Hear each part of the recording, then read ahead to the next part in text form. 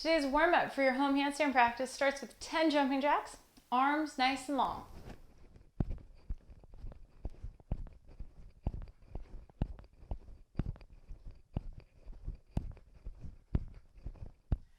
You then have 2 front kicks, trying to keep those legs straight.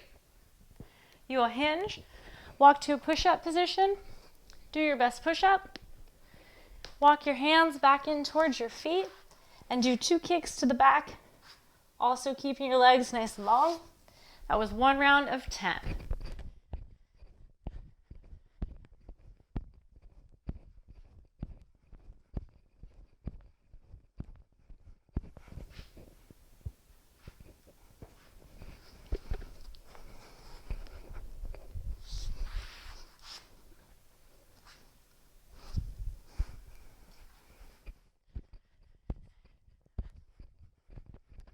Home handstands, a little bit of mobility and shaping practice you can do to get yourself ready for handstands. The first part of our handstand prep is to stretch out your wrists. So you'll turn those hands all different directions. Fingers can point at yourself. They'll point out to the side.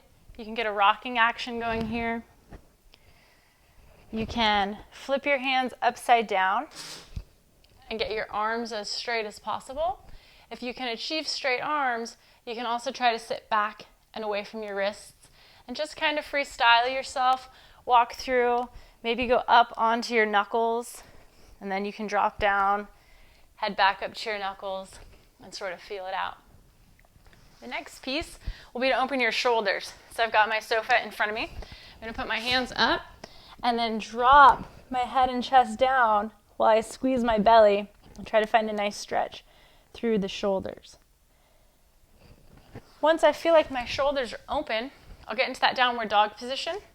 I will start in an off tension position, and then I will push my shoulders as close to my ears as I can, and I will drop back down.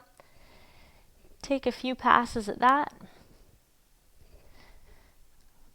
Once you're there, you can lay down on your belly. When you're laying on your belly, you want to try to lift your belly button off the ground, squeeze your butt, and create that nice straight line. Once you've held that for between 10 and 20 seconds, you'll flip over onto your back. You'll take your arms up above your ears. You'll notice that I have a huge gap under my low back here. And my goal is to tuck my pelvis, pull my ribs in, and flatten that gap out. Again, that's a 10 to 20 second hold. And then you can go back and start the process again and do a few rounds of those pieces to get ready for your handstand. I have a series of handstand drills and beginning holds that you can do. It'll help your current handstand. And if you're not comfortable handstanding in your own home, these are great things you can do. So when you're back in the gym, you're ready to do a handstand, you will have gotten stronger and more proficient in these positions.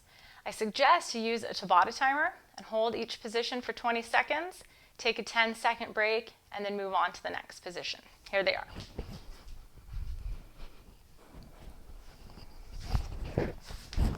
Feet up on the couch.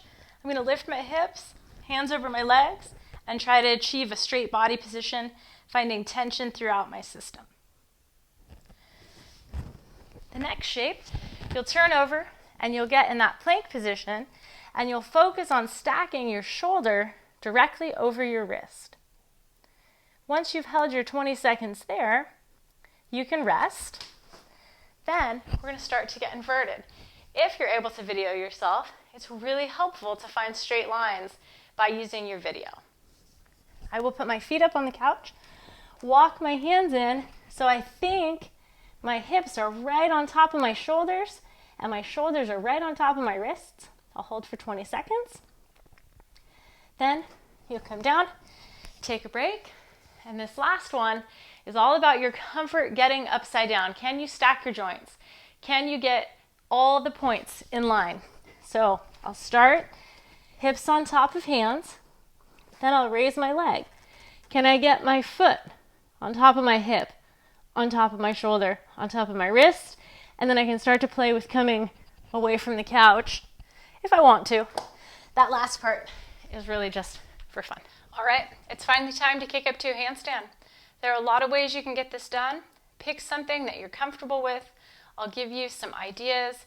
Jumping and pressing up to handstand are awesome too. I think a nice way to start is to actually plant your hands on the ground, grip the floor, and then just practice leaving the ground.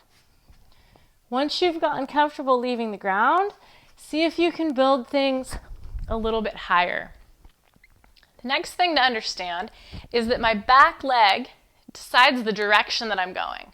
I want to imagine there's a point on my ceiling that I want my back leg to touch. So now when I kick up, I'm going to think about my back leg stopping and reaching what I perceive to be that vertical direction. Once I have that leg going up comfortably, then I'm going to set the leg to the same position and try to bring my feet together in my handstand. Another choice is to go feet together, hands down, and think about getting your hips up and see if you can't sort of roll yourself closer to that handstand position. That's a really great at-home skill as well.